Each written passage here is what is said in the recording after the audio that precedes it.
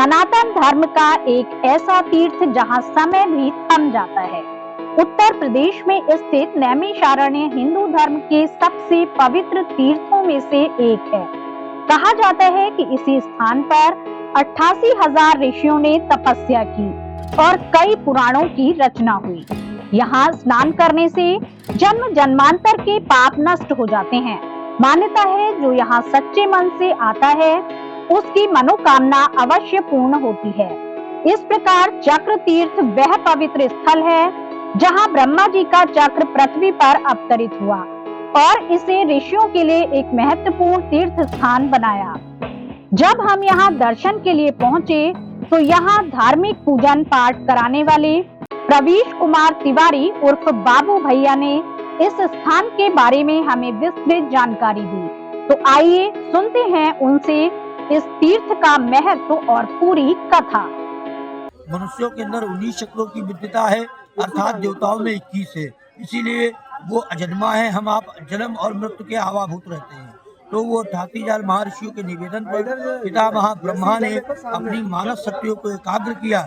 एकाग्र करने के बाद पितामह ब्रह्मा के मन के द्वारा एक मानस शक्ति की उत्पत्ति हुई। जब मानस शक्ति की उत्पत्ति हुई तो उस चक्र ने पितामह ब्रह्मा से प्रश्न किया, हे परब्रह्म, आप तो स्वयं ब्रह्म स्वरूपा हैं, परंतु आपने हमें क्यों याद किया?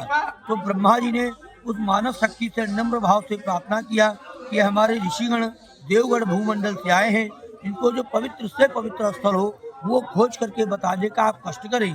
तो ब्रह्मा जी ने उस मानव शक्ति को आदेश दिया, ऋषियों को संबोधित किया, देवताओं को संबोधित किया कि आप सब भूमंडल में चलेंगे। ये हमारी मानव शक्ति वायुमंडल अर्थात आकाश मंडल में विचरण करेगी। आप सभी लोग इसके साथ पीछे पीछे चलते रहेंगे। और तो ऋषियों ने प्रश्न किया, हे पितामह, इस शक्ति का नाम क्या है? हम इसको किस नाम से पुकारेंगे? तो पितामह ब्रह्मा ने उस ज्ञान चक्र को बोले, इस मानस शक्ति का नाम ज्ञान चक्र है। ये हम आपको ज्ञान चक्र दे रहे हैं, ये आपको जहाँ भी भूमंडल पे ले जाए आप इसके साथ में जाने का कष्ट करें। अर्थात अपने भूमंडल में वो समस्त लोगों का विचरण किया। अर्थात 7 लोग ऊपर में बताए गए हैं, 7 लोग, और 7 लोग पृथ्वी के अंदर बताए गए हैं। तो वो 7 लोग हैं, ओम भूर्भुवः स्वः जना और तपा, ये ऊपर के हैं जो आकाश मंडल में है। अर्थात भूमंडल के 7 लोग हैं, अतल, वितल, रसातल, धरातल, तल, महातल और पाताल, महापाताल। इस प्रकार से 7 तल जिनको हम कहते हैं, जिनको 7 पाताल बोला जाता है। तो ब्रह्मा जी ने उन ऋषियों को संबोधित किया, यह समस्त आरण्यों में विचरण करेगी। अपने यहाँ 9 आरण्यों की विशेषता बताई गई है, जिस प्रकार से जम्बुकारण्य, सिंधुकारण्य, माधवारण्य, दंडिकारण्य, उत्पलारण्य, अर्थात ये 8वां आरण्य धर्मारण्य के नाम से यह स्थान अनादिकाल से प्रसिद्ध रहा। क्योंकि जैसे आज कोई राजनीतिक तत्व में वार्ता होती है उसका दिल्ली समाधान करती है, परंतु जब हमारे धर्म के विषय में कोई वार्ता होती थी उसका इसी भूमि से समाधान होता था। वो ब्रह्मा की मानस शक्ति समस्त लोगों का विचरण करते हुए अर्थात 7 आरण्यों का भ्रमण करते हुए जब इस धर्मारण्य में प्रवेश किया तो जो गोल आकार का आप चक्र देख रहे हैं, कुंड देख रहे हैं, यहाँ पे पहले अष्टकोणी यज्ञ कुंड हुआ करता था। ब्रह्मा के मानस पुत्र हुए शनक, सनंदन, सनत और सनत कुमार, वो सृष्टि के पूर्व में पितामह ब्रह्मा ने उनको पृथ्वी निरीक्षण अर्थात सर्वे करने के लिए उनको आदेश दिया था। वो ब्रह्मा के मानस पुत्र उसी यज्ञ कुंड में तपस्या कर रहे थे, अर्थात स्वाहा और स्वाधा के द्वारा यज्ञ कर रहे थे। यज्ञ के मध्य वो चक्र यहाँ से गुजर रहा था। तो जिस प्रकार से लोहा चुंबक को आकर्षित करती है, अर्थात भूख जो है अन्न को आकर्षित करती है, इसी प्रकार से वो मानस शक्ति ने पृथ्वी अपनी ओर आकर्षित करना प्रारंभ किया। वो चक्र धीरे धीरे पृथ्वी पर उतरने लगा। पृथ्वी पर जब स्पर्श किया तो मन रूपी चक्र था। आपका सारी इंद्रियां स्थित हो सकती, लेकिन मन आपका स्थित नहीं हो सकता। वो मानस शक्ति ने पृथ्वी का भेदन करना प्रारंभ किया।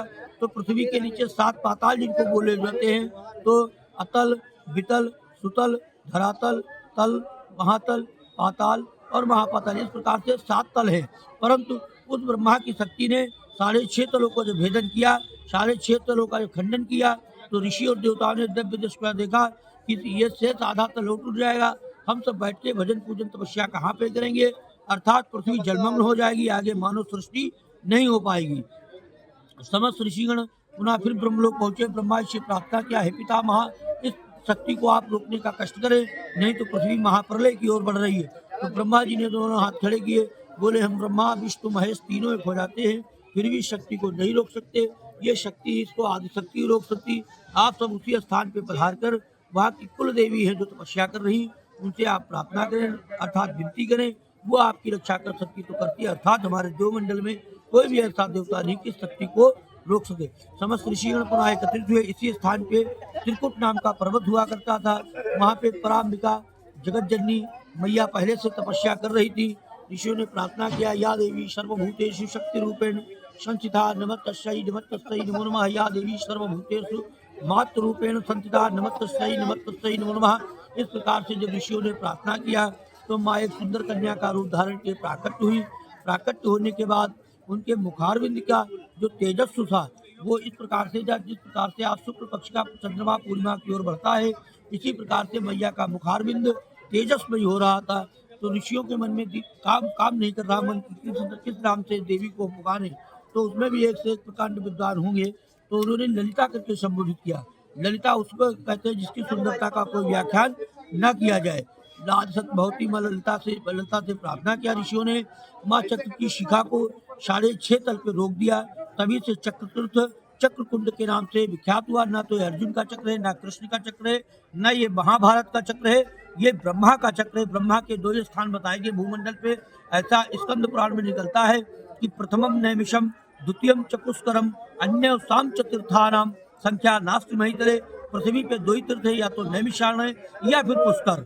अर्थात गोस्वामी तुलसीदास जी ने इसके बारे में बालकांड में वर्णन किया है।